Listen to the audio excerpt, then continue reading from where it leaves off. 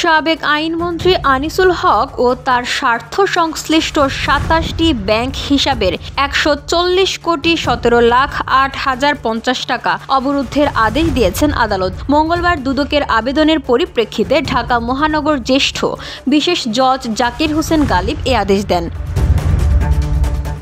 আদালতে দুদকের সাধারণ নিবন্ধন কর্মকর্তা আক্কাস আলী এ তথ্য নিশ্চিত করেছেন। দুদকের আবেদনে বলা হয়, ক্ষমতার অপব্যবহার ও অসাধু উপায়ে নিজ ও তার স্বার্থ সংশ্লিষ্ট ব্যক্তিদের নামে ২০১৪ সালের ১২ জানুয়ারি থেকে ২০২৪ সালের ১৬ ডিসেম্বর পর্যন্ত জ্ঞাত আয়ের উৎসের সঙ্গে অসঙ্গতিপূর্ণ ১৪৬,৭০,০৯৬ টাকার সম্পদের মালিকানা অর্জনপূর্বক দখলে রাখা এবং ২৯টি ব্যাংক হিসাবে ৩৬৯,২১,৫৮২ টাকা জমা ও ৩১৬,৪৮,৮১,৬০৮ টাকা উত্তোলনের মাধ্যমে সন্দেহজনক লেনদেন করে মানি লন্ডারিংয়ের সম্পৃক্ত অপরাধ, দুর্নীতি ও ঘুষ সংগঠনের মাধ্যমে প্রাপ্ত অর্থ বা সম্পত্তির অবৈধ উৎস গোপন বা আড়াল করার উদ্দেশ্যে উহার রূপান্তর, স্থানান্তর ও হস্তান্তর করার দায়ে আলোচ্য মামলা করা হয়।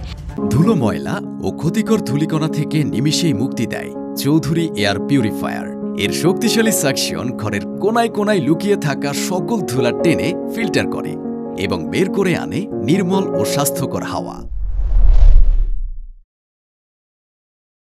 তিনি অবৈধ পন্থায় অর্জিত সম্পদ অন্যত্র বিক্রয় বা হস্তান্তর, স্থানান্তর বা বেহাত করার প্রচেষ্টা রয়েছেন। এ কারণে তার নিজ ও স্বার্থ সংশ্লিষ্ট ব্যক্তি বা প্রতিষ্ঠানের নামীয় নিম্নবর্ণিত ২৭টি ব্যাংক হিসাব অবরুদ্ধ করা প্রয়োজন। তার ব্যাংক হিসাবগুলো অবরুদ্ধ করা না গেলে বিচারকালে তার রাষ্ট্রের অনুকূলে বাজেয়াপ্ত করা সম্ভব হবে না। এতে রাষ্ট্রের অপূরণীয় ক্ষতি হওয়ার সম্ভাবনা রয়েছে।